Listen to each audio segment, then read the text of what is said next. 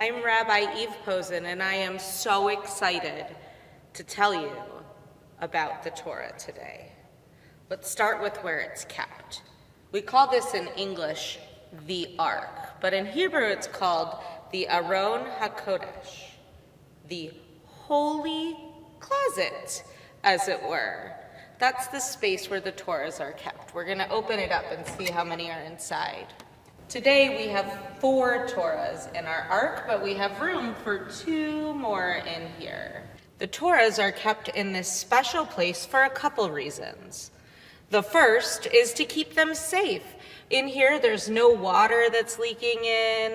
It can be locked to keep them extra protected. And the second is, when the Torah is out, there are certain things that we're allowed to do and not allowed to do, like eating and drinking. We don't usually do that when the Torah is out. So when we close the doors, it's like the Torah is in its own special room.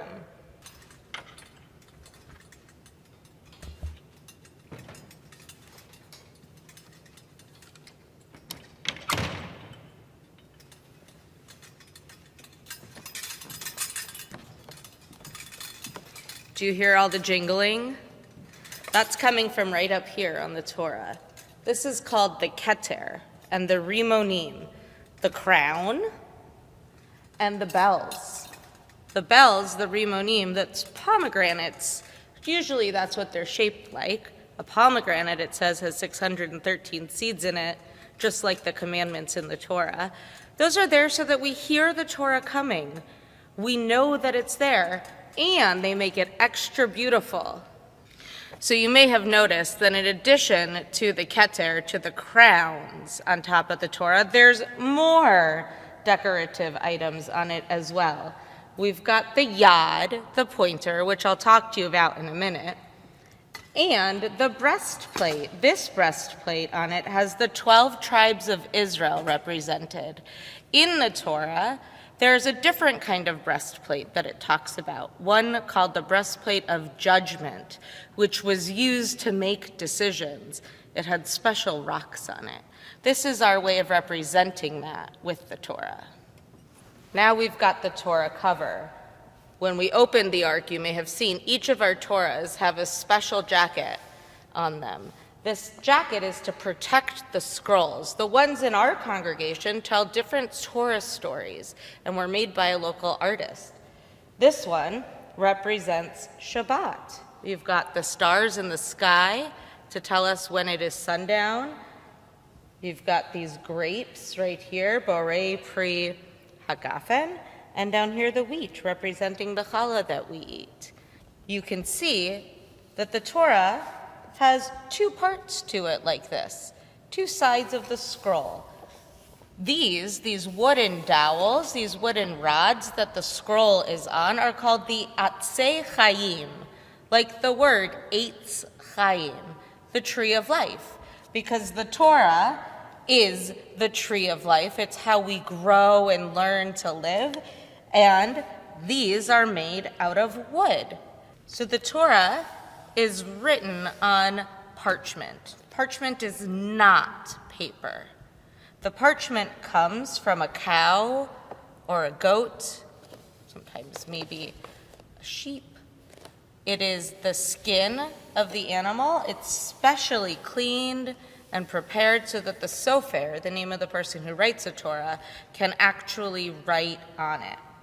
Every part of the Torah comes from our natural environment. So the wood dowels, the parchment that it's written on.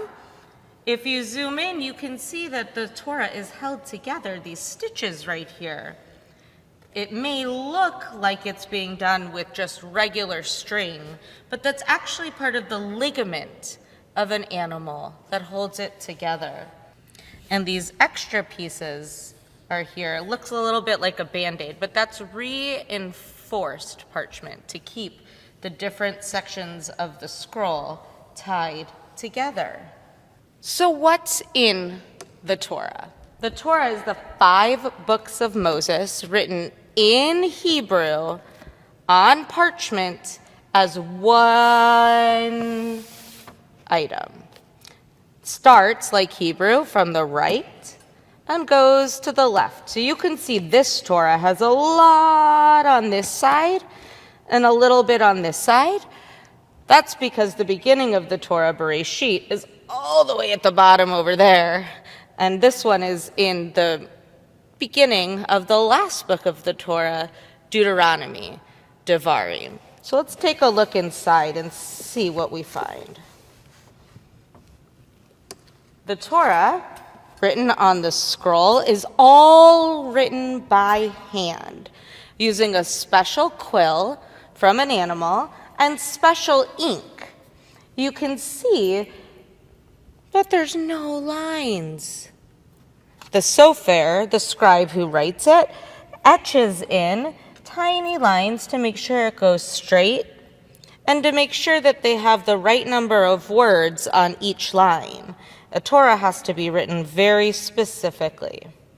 We don't touch the Torah. That's why we have this special pointer called a yad.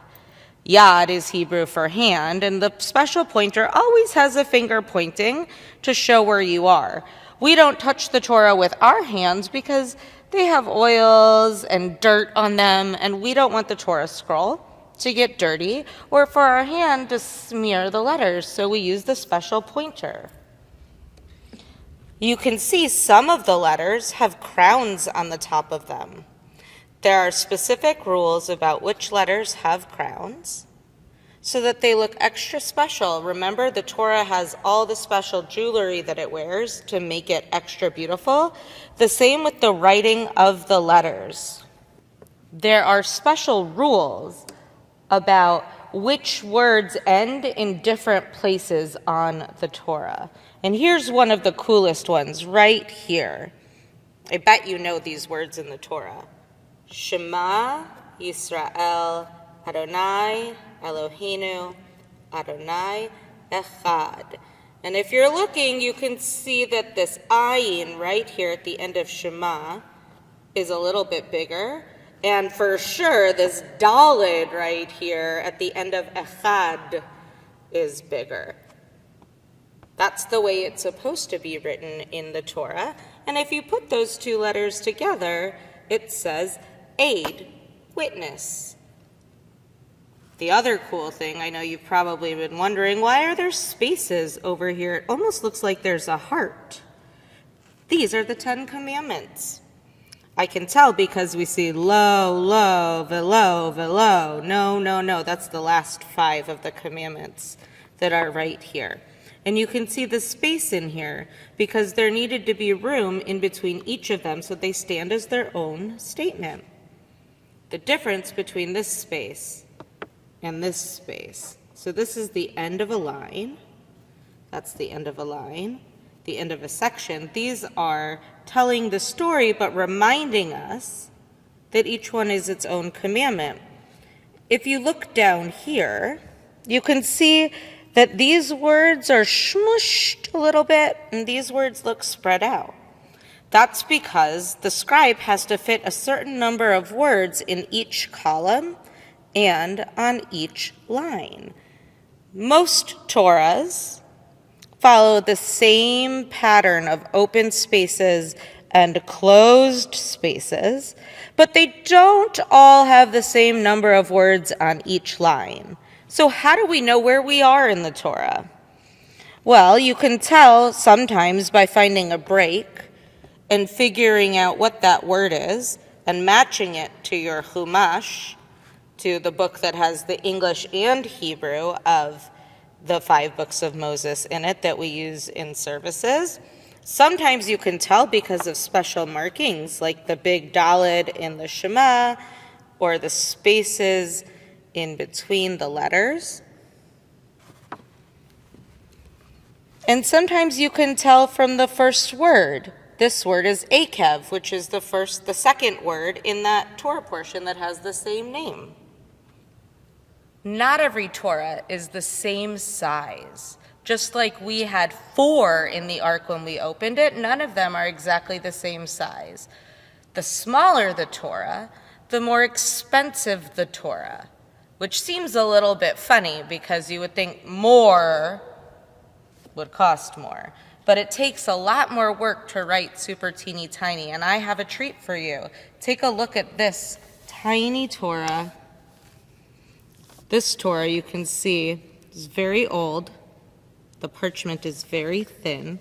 It came from Eastern Europe, and you can see how teeny tiny the words are. We could do a side by side. Thanks for coming along. I hope you enjoyed exploring the Torah with me today.